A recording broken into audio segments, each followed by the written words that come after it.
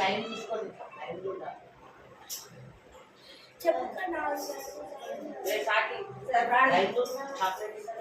ప్రార్థన చేస్తున్నాను. మీరిద్దరు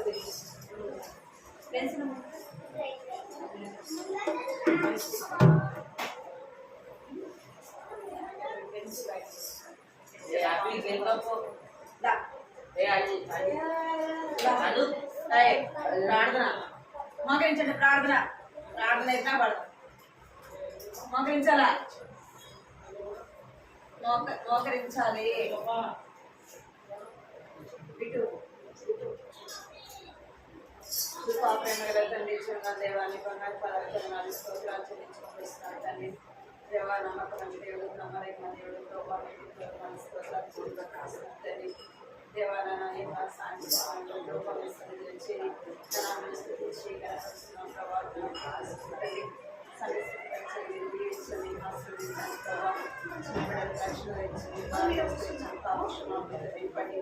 దేవా రావాల్సిన చిన్న బిడ్డలు నడిపించండి ప్రభావ. నేను 5 నుండి 8 ప్రభావం రైతులు క్షమించండి, కనిపించండి. ఎవరైతే ఆడుకోవడానికి వెళ్తూ వచ్చినారో అక్కడ కూడా ప్రభావం సమయానికి వీక్షణ ప్రేమించి మీకు రాగలను సహాయించి పాడే పాటలను స్వరూపాలను సహాయించండి. కథ ద్వారా చిన్న బిడ్డలతో మీరు మాట్లాడుతున్నామని ప్రభావాన్ని సరిగ్గా ప్రార్థిస్తుంది.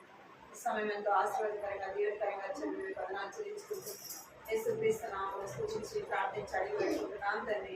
ఆమేన్.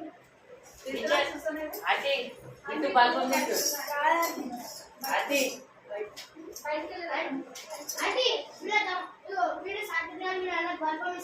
బల్బం తింటు వాళ్ళు వేసుకుంటు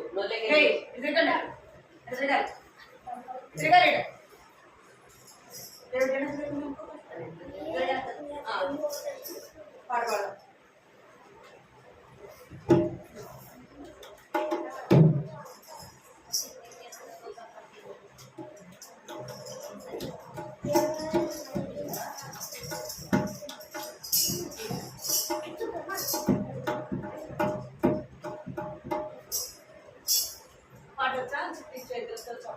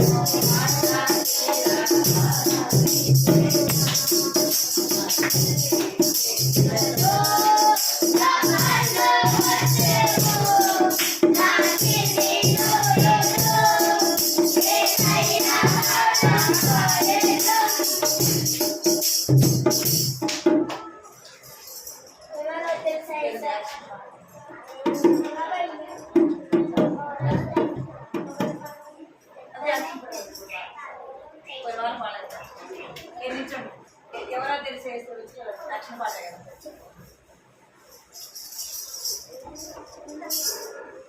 యాక్టివ్ చేసి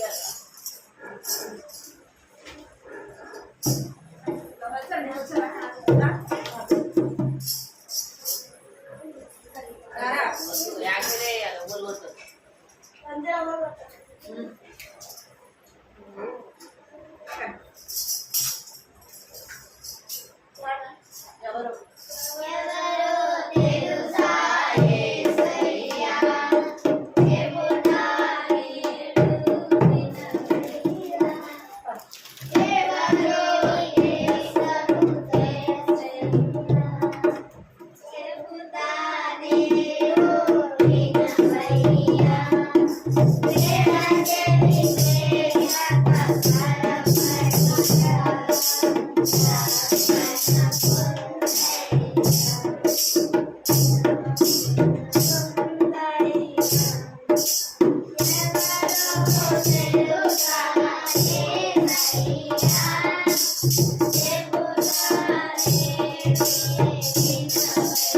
Yeah.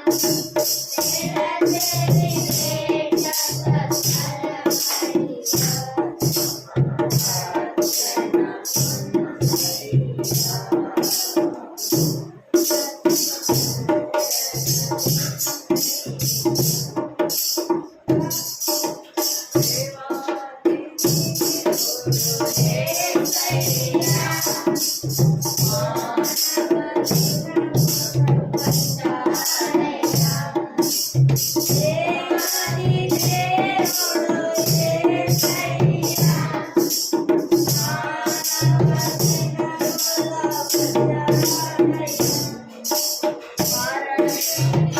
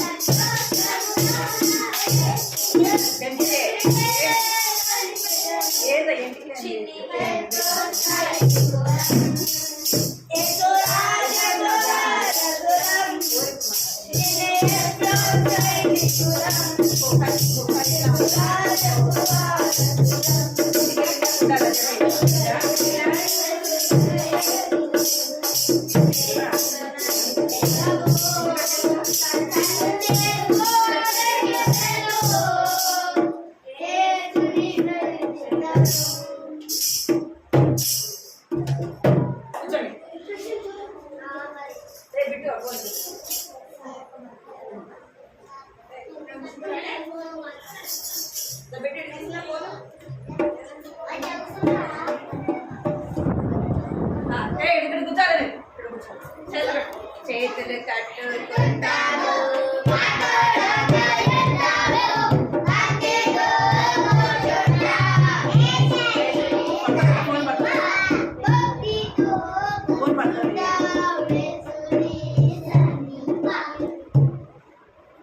కూర్చోరా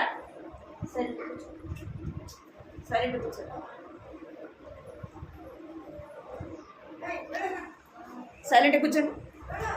మన పోయిన వారం ఏం కథ చెప్పినా గుర్తుందా మీకు? ఇక్కడ చెప్పిన కథ గుర్తుందా? ఇక్కడ చూడండి.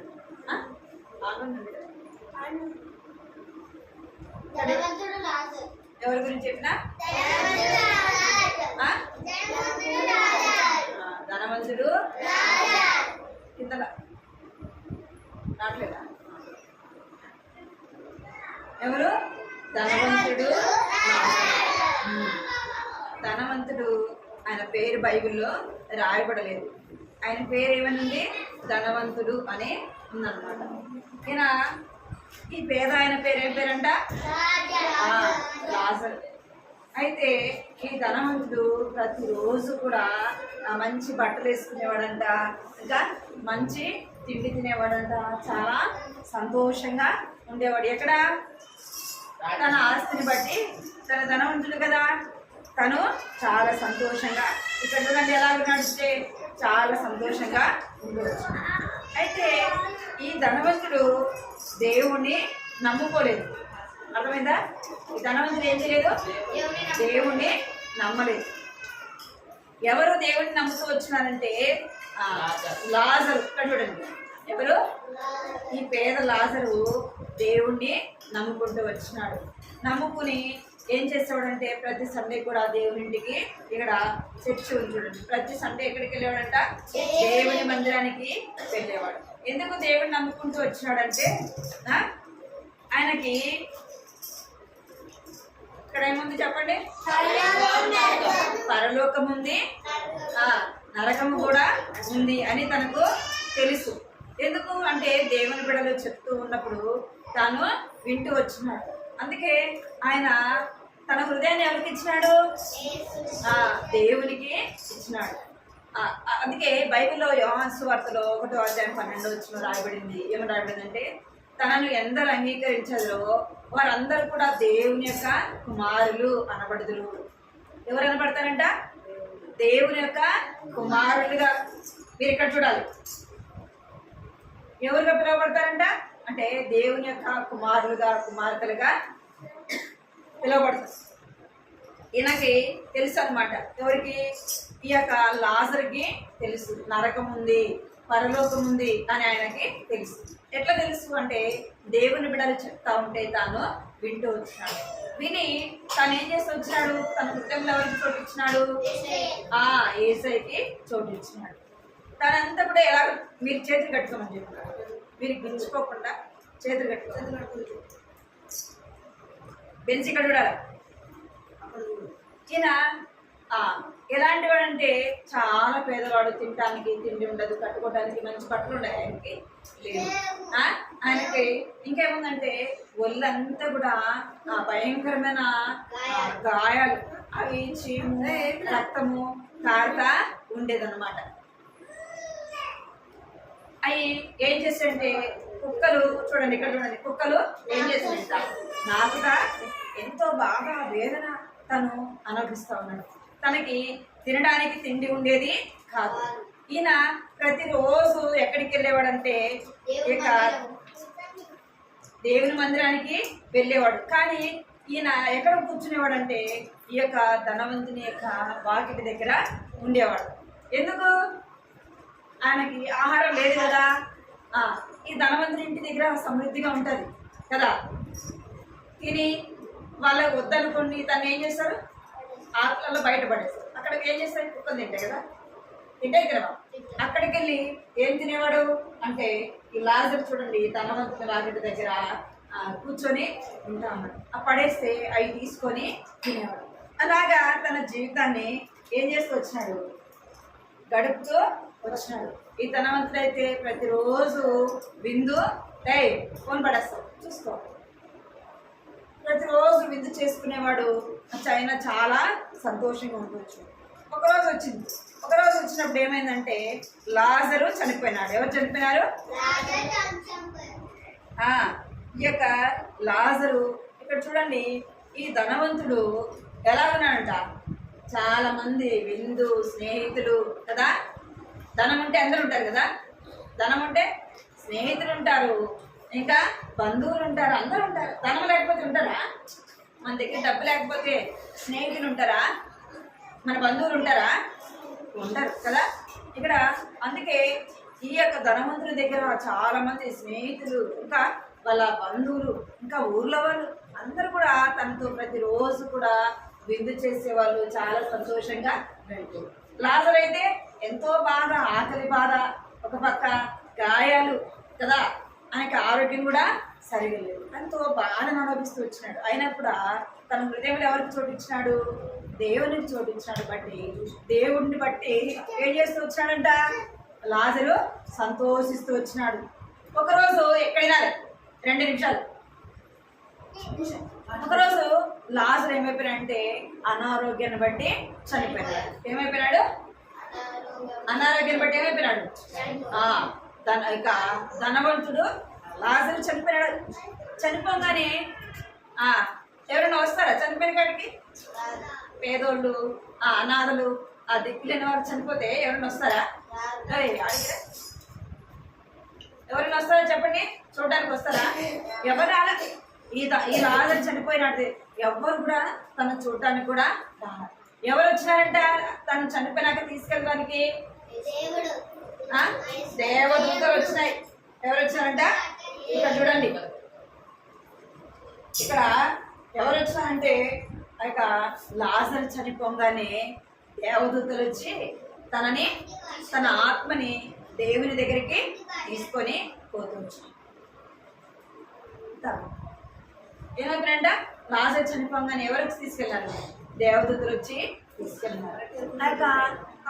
చనిపోయినాక బాడీని ఎవరు అనాథలు ఎవరు తీసుకెళ్తారు? ఎవరో తీసుకెళ్తానే కూర్చోబెట్టేసారు. కొన్ని రోజులకి ఎవరు చనిపోతూ వచ్చినారు? లాజరు చనిపోయాడు. తర్వాత నెక్స్ట్ ధనవంతుడు కూడా చనిపోయినాడు. లాజరు అయితే చనిపోయి ఎక్కడికి వెళ్ళినాడు? పరలోకానికి వెళ్ళినాడు. ఈ ధనవంతుడు చనిపోగానే ఎవరు వచ్చినారంట? ఇక్కడ కనపడుతున్నాయి మీకు, సాతాను యొక్క దూతలు వచ్చి ఎవరిని తీసుకెళ్ళిపోయినాయి? ధనవంతుడిని ఎక్కడ తీసుకెళ్ళాయంట? ఎక్కడికి? నరకంలోకి ధనవంతుడిని తీసుకెళ్ళాడు. అయితే ఈ ధనవంతుడు భూమి మీద ఉన్నప్పుడు ఎట్లా సుఖపడినాడు? చాలా సంతోషంగా, ఆకలి బాధ తెలియకుండా కదా, మంచి బట్టలు వేసుకున్నాడు, మంచిగా తిన్నాడు, తాగినాడు, ఇష్టం వచ్చినట్టుగా జీవించాడు, ఇష్టం వచ్చినట్టుగా బ్రతికినాడు. అంటే దేవుని భయం లేకుండా తను జీవిస్తూ వచ్చినాడు. అర్థమైందా? దేవుని భయం లేకుండా తను ఉంటూ వచ్చినాడు. అందుకే ప్రసంగి గ్రంథంలో 11వ అధ్యాయం 9వ వచనంలో ఏమని రాయబడిందంటే, యవనుడా నీ యవనమును బట్టి సంతోషించుము, తిను తాగు, నీ యొక్క కోరిక చొప్పున నీ ఇష్టం వచ్చినట్టుగా నీవు జీవించు. అయితే ఇక్కడ వినాలి మీరు, అయితే అంటే ఏం చేయాలి? అక్కడ మనము ఆలోచించాలి. నువ్వు తిను తాగు సంతోషించు. అయితే వీటన్నిటిని బట్టి నువ్వు ఎక్కడికి వస్తావు? తీర్పులోకి వస్తావు. అర్థమైందా? ఈ ధనవంతుడు ఇప్పుడు ఎక్కడికి వచ్చినాడు? తిన్నాడు, తాగినాడు, సుఖించినాడు. అయితే వీటన్నింటిని బట్టి తనకి ఏమొచ్చింది? తీర్పు వచ్చింది. అయితే తీర్పు ఎక్కడికి వెళ్ళినాడు అంటే నరకంలో వేయబడుతూ వచ్చినాడు. మనం కూడా ఈ యొక్క పేదవాడు లాజరు అయితే ఈ భూలోకంలో ఎక్కడైనా మీరు డేవిడ్ ఈ యొక్క లాజరు అయితే తనకు తినడానికి తిండి లేదు, బట్టలు లేవు, ఏమి లేవు. అయితే చనిపోయి ఎక్కడికి వెళ్ళినాడంట? ఎక్కడికి వెళ్ళినాడు? లాజరు పరలోకానికి వెళ్ళినాడు. ఈ భూలోకంలో తను సంతోషంగా ఉన్నాడా, దుఃఖపడినాడా? ఎంతో దుఃఖం కదా. తినడానికి తిండి లేదు, ఆరోగ్యము లేదు కదా, కట్టుకోవడానికి బట్టలు లేవు, ఎంతో బాగా వేదన అనిపిస్తూ వచ్చినాడు తను. అయితే ఇప్పుడు ఎవరి దగ్గర ఉన్నాడంట? దేవుని దగ్గర ఉన్నాడు. కానీ లోకంలో దేవుని కొరకు బ్రతికినాడు కాబట్టి చనిపోగానే ఎక్కడికి వెళ్ళాడంట? దేవుని దగ్గరికి వెళ్తూ వచ్చాడు. తను ఏం తప్పించుకున్నాడు? నిత్య నరకాన్ని నుండి తాను తప్పించబడుతూ వచ్చినాడు. అర్థమైందా? ఈ లోకంలో యొక్క ఆ శిక్ష నుండి, తీర్పు నుండి తాను ఏం చేయబడుతూ వచ్చినాడు? నరకంలో నుండి ఎక్కడికి వెళ్ళాడంట? జీవములోనికి దాటుతూ వచ్చినాడు, జీవములోనికి వెళ్తూ వచ్చినాడు. ధనవంతుడైతే ఈ లోకంలో ఎంతో సుఖాన్ని, సంతోషాన్ని అనుభవించి చనిపోయి ఎక్కడికి వెళ్ళాడంట? నిత్య నరకానికి వెళుతూ వచ్చినాడు. మీరు కూడా ఏం చేయాలా? ఏం చేయాలా? పరలోకం ఉంది, నరకం ఉంది అని మీకు తెలుసా తెలీదా? మరి తెలిసినప్పుడు ఏం చేయాలా? మనం దేన్ని తప్పించుకోవాలా? నిత్య నరకం నుండి తప్పించుకోవాలి. నిత్య నరకం నుండి తప్పించుకోవాలంటే ఏం చేయాలి? మన హృదయంలో దేవునికి చోటు ఇవ్వాలా. లేదంటే మనం కూడా ఏమైపోతాం? అట ధనవంతుడిలాగా ఎక్కడికి వెళ్తాం? మనము నరకంలోకి వెళ్తాం. మరి నరకంలో నుండికి వెళ్ళకుండా ఉండాలంటే ఎవరి దగ్గరికి రావాలా? యేసు ప్రభు దగ్గరికి రావాలా. ఆయన శిలువ దగ్గరికి మీరు చేతులు కట్టుకోమని ఇందాక చెప్పినా మీకు. మనం నరకం నుండి తప్పించుకోవాలంటే ఎక్కడికి రావాలా? యేసు ప్రభు యొక్క శిలువ దగ్గరికి రావాలా. ధనవంతుడు ఆ సమస్తమును సంపాదించుకున్నాడు కానీ ఏం పోగొట్టుకున్నాడంట? తన ప్రాణాన్ని పోగొట్టుకున్నాడు. ఒకడు ఆ లోకమంతా కూడా సంపాదించుకొని తన ప్రాణమును పోగొట్టుకుంటే ఏమి ప్రయోజనం? మనం అన్ని సంపాదించుకొని మన ఆత్మ నరకానికి వెళ్ళిపోతే ఏం ప్రయోజనము? మనం ఈ లోకంలో ఎన్ని సంపాదించుకుని తీసుకెళ్తామా? ఏమి కూడా తీసుకొని పోలేదు. మనం చేసిన ప్రతి దాన్ని కూడా దేవుని దగ్గర లెక్క చెప్పాలి. దేవుని దగ్గర మనకు తీర్పు ఉంటుంది. అర్థమైందా? ఏముంటుందంట? అందుకే మనం ఏం చేయాలంటే దోషములు ఒప్పుకోవాలా, మన పాపములు ఒప్పుకోవాలా. అర్థమైందా? మన పాపములు దేవుని దగ్గర ఒప్పుకోవాలా. ఎలాగా? ఎందుకు మన పాపను మనం ఒప్పుకోవాలంటే ఆజ్ఞ అతిక్రమమే పాపము. ఆజ్ఞ అతిక్రమమే. ఆజ్ఞ అతిక్రమించిన వారు ఎవరు? ఎవరు? ఆదాము, అవ్వ ఆజ్ఞ అతిక్రమించినారు. ఆజ్ఞ అతిక్రమించడం ద్వారా ఏమొచ్చిందట? మరణము. ఆ మరణం ఇప్పటి వరకు మనం ఏరుతుంది కదా, అన్న కదా. మనకి ఎందుకు మరణం వచ్చిందంటే ఆనాడు ఆదాము అవ్వలు దేవుని మాట వినలేదు, అందుకే మరణము వచ్చింది. దేవుడు ఏం చేస్తున్నాడంటే నిన్ను నన్ను దేవుడు లోకాన్ని ఎంతో ప్రేమించను. దేవుడు నిన్ను నన్ను ప్రేమిస్తున్నాడు కదా. ఏం చేస్తున్నాడంటే దేవుడు నిన్ను నన్ను ప్రేమిస్తున్నాడు. ఎందుకు? మనం నిత్య నరకానికి వెళ్ళకుండా ఉండటానికి దేవుడు ఏం చేస్తున్నాడంట? నిన్ను నన్ను ప్రేమించి పిలుస్తా ఉన్నాడంట. ఏం చేస్తున్నాడంట? పిలుస్తా ఉన్నాడు కదా. తన చేతులు చాపి ఏం చేస్తున్నాడు? దేవుడు పిలుస్తా ఉన్నాడు. ఎవరైనా నా మాట వింటారా? నా మాట వింటారా? నా దగ్గరికి వస్తారా? ఆ నిత్య నరకం నుండి మీరు తప్పించబడాలని ఎవరు ఇష్టపడుతున్నారు? యేసయ్య ఇష్టపడుతున్నారు. అందుకే మీ హృదయంలో ఎవరికి చోటు ఇవ్వాలా? యేసయ్యకి చోటు ఇవ్వాలి. మీకు నరకం ఉందని, పరలోకం ఉందని తెలుసు కదా. తెలుసా తెలీదా? తెలిసి కూడా మీరు అలాగే జీవిస్తే దేవుడు ఒకరోజు ఏం చేస్తాడంట? ఏం చేస్తాడు?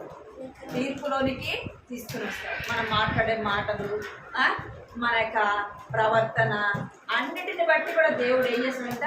తీర్పులోనికి తీసుకొస్తాడు. అర్థమైందా? అందుకే ఏం చేయాలి? ప్రతిరోజు కూడా ప్రార్థన చేసుకోవాలా. రెండోది ఏం చేయాలా? బైబిల్ కూడా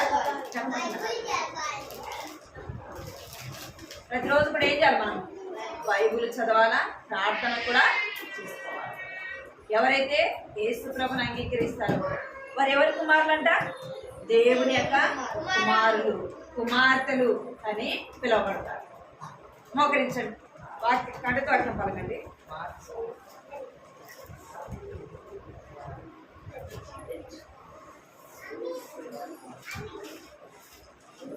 కంటితో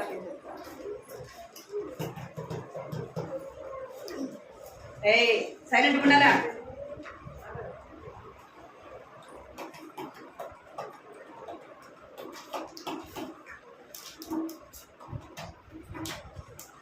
బెన్సీ పలకండి. యవనుడా, నీ యవనమందు సంతోషించుము, నీ యవన కాలమందు. సరిగ్గు ఎవరు రైస్ చేస్తుంది?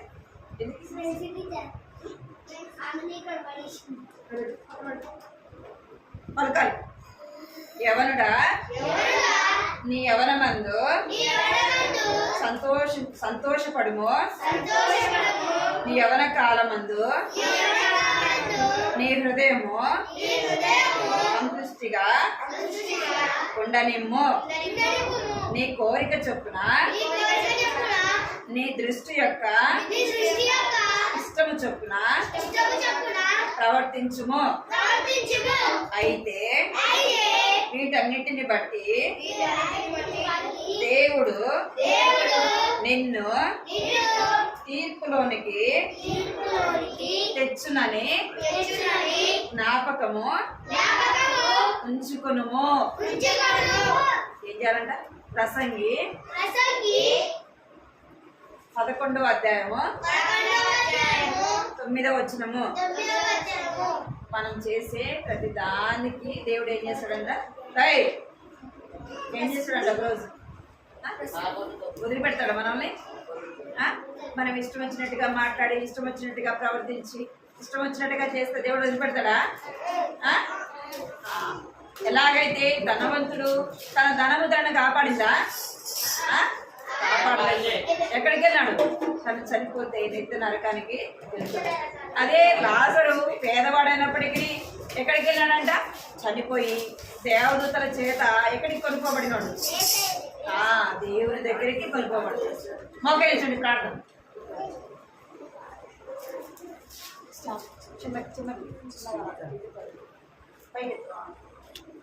మోకరించాలి అందరూ. హరిత ముందు మోకరించి, మోకరించండి. తల మూసుకోవాలి. పైకి మోకరించాలి. అందరూ చేతులు జోడించాలి.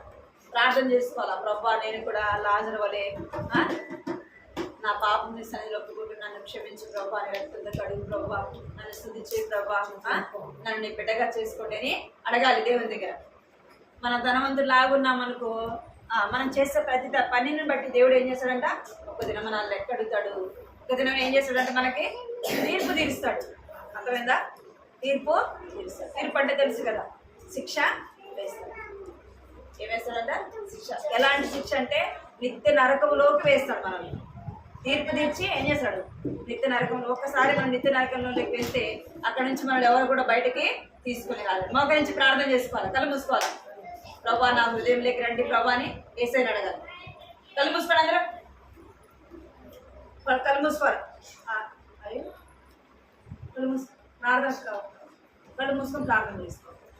కృపా ప్రేమ గల తండ్రి, చిన్న దేవాలయ బంగారు పదాల పదనాలు స్తోత్రాలు చెల్లించుకుంటూ వస్తున్నాను తండ్రి. దేవ జ్ఞాపకం చేసుకుని ప్రభా ఇంతవరకు కూడా నేను తోడుగా వచ్చినాను తండ్రి. పదనాలు స్తోత్రాలు చెల్లించుకుంటూ వస్తున్నాను తండ్రి. పాటలు సహాయపడుతూ వచ్చాను ప్రభా, నీకు పదనాలు చెల్లించుకుంటూ ప్రతి ద్వారా కూడా నేను మాట్లాడుతూ వచ్చాను ప్రభా, నీకు పదనాలు చెల్లిస్తున్నాను తండ్రి.